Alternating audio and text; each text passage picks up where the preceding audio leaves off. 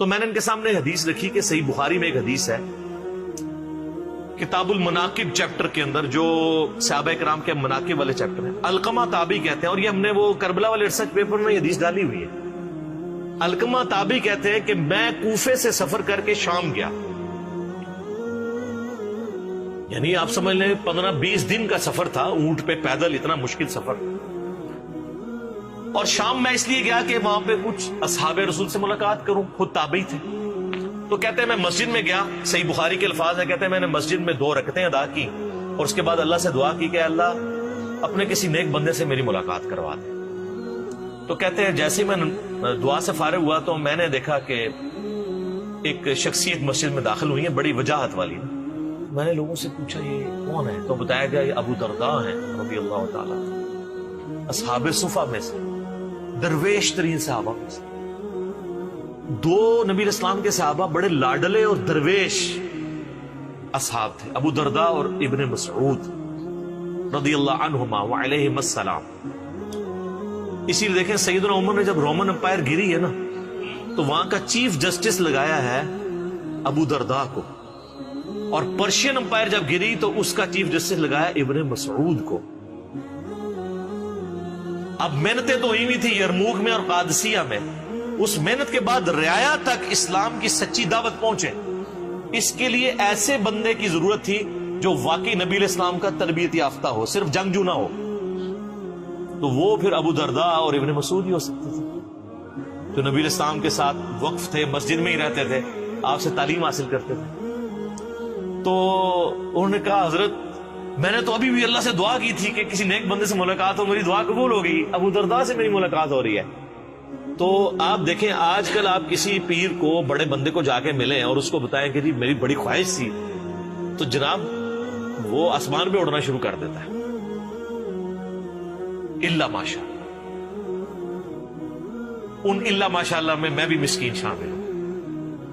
مجھے صرف اس لیے خوشی ہوتی ہے اللہ کے لیے کوئی ہے، ادروائز مجھے میری طبیعت پہ کوئی فرق نہیں پڑتا، اس لیے کہ ہم بڑی کاز کے لیے کام کر رہے ہیں۔ تو ابو درداء رضی اللہ تعالیٰ نے فرمایا کدھر سے آئے ہو؟ کہا میں کوفہ سے۔ صحیح بخاری کے الفاظ ہیں، سیدنا ابو درداء کہتے ہیں کہ یار وہ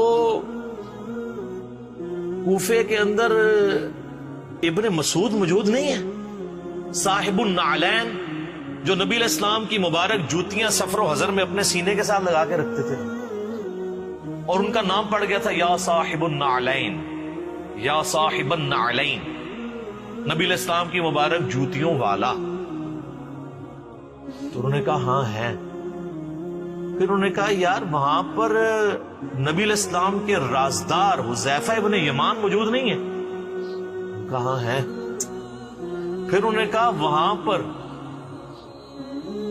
نبی صلی اللہ علیہ وآلہ وسلم نے اپنی مبارک زبان سے جس کے لیے گارنٹی دی تھی کہ اس کی رائے شیطان سے محفوظ ہوگی، ابن سمیہ عمار ابن یاسر نہیں ہے؟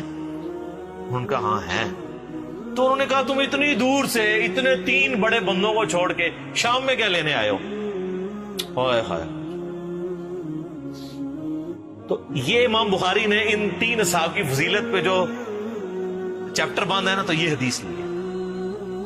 ابو درداء جن کی تعریف کر رہے ہیں کہ نبی علیہ السلام کے سفر و حضر میں جوتیاں اٹھانے والے صاحب النعلین ابن مسعود، اور بخاری میں یہ بھی حدیث موجود ہے کہ نبی علیہ السلام کی سنت پہ سب سے زیادہ عمل کرنے والے جو صحابی تھے نا، وہ ابن مسعود تھے رضی اللہ تعالیٰ عنہ۔ صحابہ میں یہ چیز ایگریڈ تھی، اور بخاری مسلم میں حدیث ہے 4 بندوں سے قرآن سیکھو، ان میں سے ایک ابن مسعود ہے۔ اور بخاری میں حدیث ہے ابن مسعود کہتے ہیں اگر میں جانتا ہوتا مجھ سے زیادہ کوئی قرآن جانتا ہے نا، میں اونٹوں کے جگر جلا کے سفر کرتا اور اس سے جا کے قرآن سیکھتا۔ میں نے 80 صورتیں نبی علیہ السلام کے پیچھے نماز میں کھڑے ہو کے یاد کی ہیں، ڈائریکٹ آپ علیہ السلام کی تلاوت سن کے۔ اچھا یہ کچھ تکبرانہ ان کے الفاظ نہیں تھے، ان کو یہ تھا کہ یار میں نے ایفرٹ پٹ کی ہے اس کام پہ۔ آج کل یوٹیوب پہ کلپ آتا تو ان کہنا ہے میں کرتا ہے۔ میری باتوں سے کئی لوگوں کو جواب مل گیا ہوگا، سر جس نے ایفرٹ پٹ کیا وہ بتانا چاہتا ہے، اور اس سے آپ سے کوئی اجر نہیں مانگتا، چندہ نہیں مانگتا، کھال نہیں مانگتا قربانی کی، نہ آپ کی کھال مانگتا ہے۔ تو ابن مسعود رضی اللہ تعالیٰ عنہ اور دوسرا حذیفہ ابن یمان کو آپ علیہ السلام نے 12 منافقوں کے نام بتا دیے تھے جو انہوں نے آگے نہیں بتایا، اس لیے میں بھی آپ کو نہیں بتا سکتا. وہ جو صحیح مسلم میں ہے کہ ان کو دوبیلا پھوڑا نکلے گا، بس اتنا ہی. اور تیسرا بندہ کہا کہ شیطان سے اس کی رائے محفوظ ہو، عمار ابن یاسر. اور عمار ابن یاسر تینوں جنگوں میں مولا علی کے ساتھ تھے، جمل، صفین، نہروان کے اندر. اسی لیے یعنی وہ پھر حدیث بھی آئی بخاری میں 2812، عمار کو ایک باغی جماعت قتل کرے گی، عمار ان کو اللہ اور جنت کی طرف بلائے گا، وہ جماعت دوزخ کی طرف بلائے گی. تو عمار میں نہیں تھے جی، ہاں نہروان میں نہیں تھے، سوری، وہ تو نہروان سے پہلے صفین میں شہید ہو گئے. جزاک اللہ خیر.